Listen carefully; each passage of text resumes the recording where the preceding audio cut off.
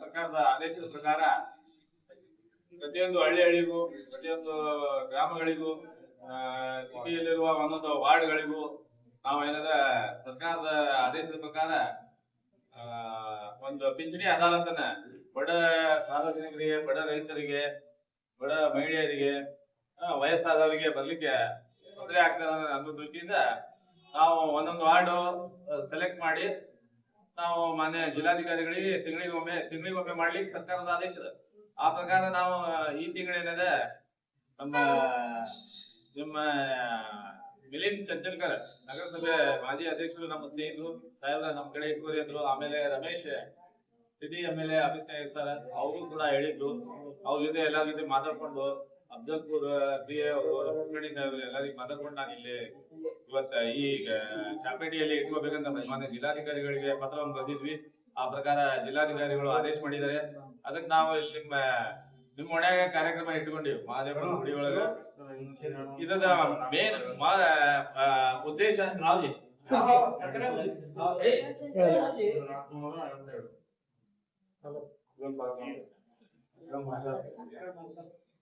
ಈಗ ಇಲ್ಲಿ ನಾವು ಬಂದಿದ್ದ ಮೇನ್ ಉದ್ದೇಶ ಅಂದ್ರ ಮೊದಲನೇದಾಗಿ ಯಾರ್ಯಾರು ಪಿಂಚಣಿ ಈಗಾಗಲೇ ಪಡಿತಾ ಇದೀವಿ ಅವ್ರಿಗೆ ನಮ್ಮ ಕರಂಗೌಡ ಪಾಟೀಲ್ ಅಂತ ಇದ್ದಾರೆ, ಅವರು ಕಂಪ್ನಿ ಒಳಗ ಇಲ್ಲಿ ಚೆಕ್ ಮಾಡಿ ನಿಮ್ಗೆ ಹೇಳ್ತಾರೆ ಯಾಕೆ ಬಂದಾಗಿದೆ, ಏನು ನಿಮ್ಮ ಆಧಾರ್ ಲಿಂಕ್ ತಪ್ಪೋಗಿದ್ರೆ, ಪ್ಯಾನ್ ಕಾರ್ಡ್ ಅಥವಾ ಇನ್ಕಮ್ ನಿಮ್ಮ ಮಕ್ಕಳ ಸಾಲಿಫಿಕೇಟ್ಗಳು ಜಾಸ್ತಿ ಆಗಿದೆ, ಅದು ಬಂದಾಗಿರ್ತದೆ.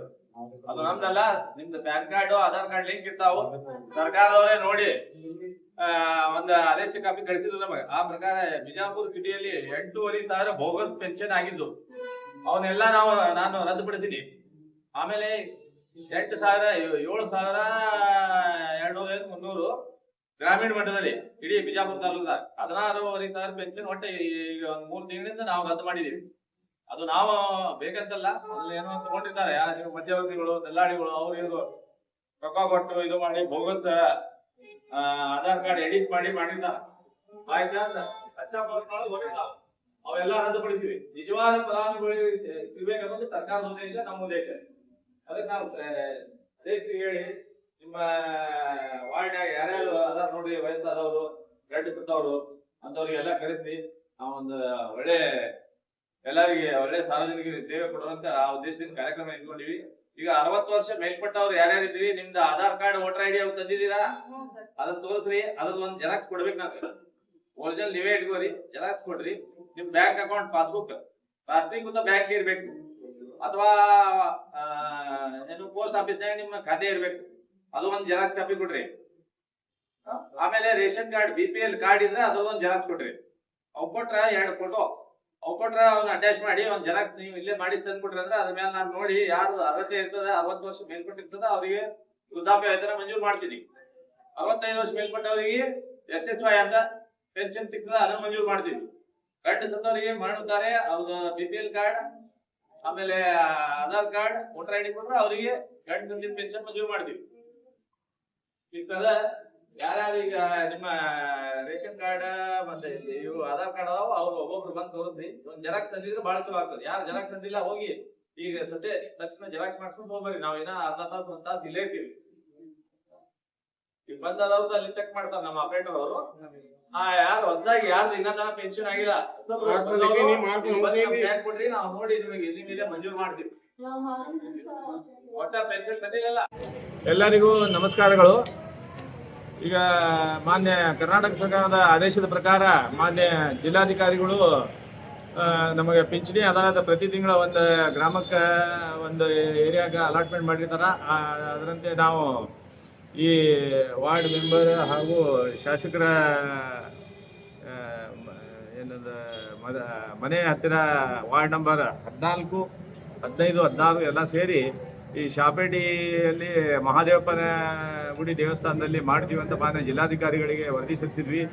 ಆ ಪ್ರಕಾರ ಜಿಲ್ಲಾಧಿಕಾರಿಗಳು ಆದೇಶ ಮಾಡಿದರೆ ಆ ಪ್ರಕಾರ ನಾವು ಬಡ ಫಲಾನುಭವಿಗಳಿಗೆ ಅಂದರೆ ವಯಸ್ಸಾದವರಿಗೆ ಆಫೀಸಿಗೆ ಅಲ್ಲಿ ಇಲ್ಲಿ ಸುತ್ತಾಡೋದು ಆಗೋದಿಲ್ಲ ಅಂತ ನಾವು ಇಲ್ಲಿ ಒಂದು ಕಾರ್ಯಕ್ರಮ ಹಮ್ಮಿಕೊಂಡಿದ್ದೀವಿ. ಈಗ ಇಲ್ಲಿ ಎಲ್ಲ ಫಲಾನುಭವಿಗಳು ಬಂದಾರ. ನಮ್ಮ ಗ್ರಾಮ ಲೆಕ್ಕಾಧಿಕಾರಿಗಳು, ಕಂದಾಯ ನಿಷ್ಠರಾದ ಶೇಖ್ ಅವರು ಹಾಗೂ ನಮ್ಮ ಆಪರೇಟರು ಮತ್ತೆ ಎಲ್ಲರೂ ಬಂದಾರ. ಇಲ್ಲಿ ನಗರಸಭೆ ಮಾಜಿ ಅಧ್ಯಕ್ಷರು ಮಿಲಿಂದ್ ಚಂಚಲ್ಕರ್ ಅವರು ಇದ್ದಾರೆ, ಹಿರಿಯ ಮುಖಂಡರು ಇದ್ದಾರೆ.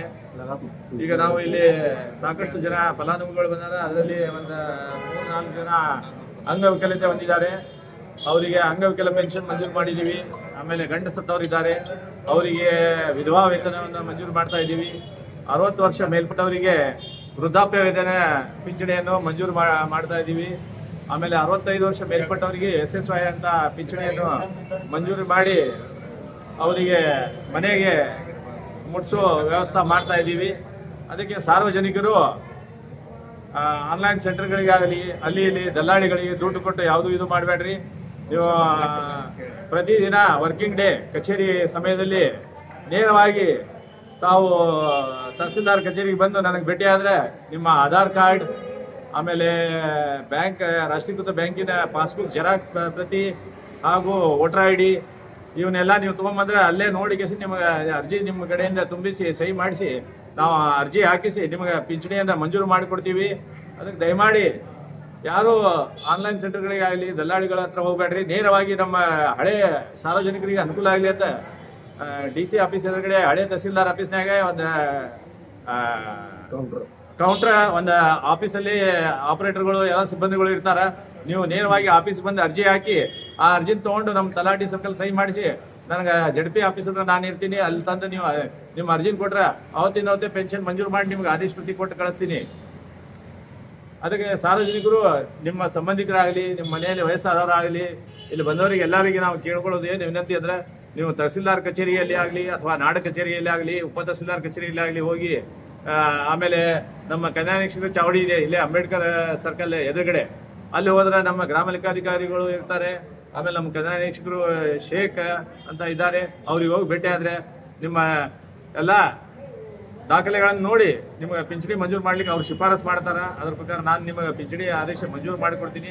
ದಯಮಾಡಿ ನೀವು ನಮ್ಮ ಹತ್ರ ಬಂದು ನೇರವಾಗಿ ಬಂದರೆ ನಿಮಗೆ ಏನೂ ₹1 ಖರ್ಚು ಇಲ್ಲಾರ್ದ ಪಿಂಚಣಿ ಮಂಜೂರು ಮಾಡಿಕೊಡ್ತೀವಿ. ಅದು ಸರ್ಕಾರಿ ಸೌಲಭ್ಯ ಇರುವುದೇ ಬಡ ಸಾರ್ವಜನಿಕರಿಗೆ, ಬಡ ವಯಸ್ಸಾದವರಿಗೆ, ತಂದೆ ಇರ್ತಾರೆ, ಮಕ್ಕಳು ಇರ್ತಾರೆ, ಆ ಕಡೆ ಹೋಗ್ಬಿಡ್ತಾರೆ, ನೋಡೋಲ್ಲ ಅಂಥವರಿಗೆಲ್ಲ ಸಹಾಯ ಆಗಲಿ ಅಂತ ಸರ್ಕಾರದ ಮಹತ್ವಾಕಾಂಕ್ಷಿ ಉದ್ದೇಶ ಇದೆ. ಆ ಪ್ರಕಾರ ಜಿಲ್ಲಾಧಿಕಾರಿಗಳು ಆದೇಶ ಮಾಡಿದರೆ ಆ ಪ್ರಕಾರ ನಾವು ಕೆಲಸ ಮಾಡ್ತೀವಿ. ನಾವು ಏನೇ ಇದ್ದರೂ ನೇರವಾಗಿ ಆಫೀಸಿಗೆ ಬಂದು ನಮ್ಮ ಅಧಿಕಾರಿ ನಮ್ಮ ಸಿಬ್ಬಂದಿಯವರಿಗೆ ಭೇಟಿ ಆದರೆ, ಗ್ರಾಮ ಲೆಕ್ಕಾಧಿಕಾರಿ ಕದಾಕ್ಷಿ ಭೇಟಿ ಆದರೆ ನಿಮಗೆ ತಕ್ಷಣ ಅವರು ಶಿಫಾರಸು ಮಾಡ್ತಾರೆ. ನಾನು ತಹಸೀಲ್ದಾರ್ ಇದ್ದೀನಿ, ಮಂಜೂರು ಮಾಡಿಕೊಡ್ತೀನಿ ಅಂತ ಹೇಳಿ ನನ್ನ 2 ಮಾತುಗಳನ್ನು ಹೇಳಿ ಮುಗಿಸ್ತಾ ಇದ್ದೀನಿ. ಜೈ ಹಿಂದ್, ಜೈ ಕರ್ನಾಟಕ. ಸರ್ ನಿಮ್ಮ ಹೆಸರು? ಸರ್ ನನ್ನ ಹೆಸರು GS ನಾಯ್ಕ್ ಅಂತ, ಗ್ರೇಡ್ 2 ತಹಸೀಲ್ದಾರ್ ವಿಜಯಪುರ.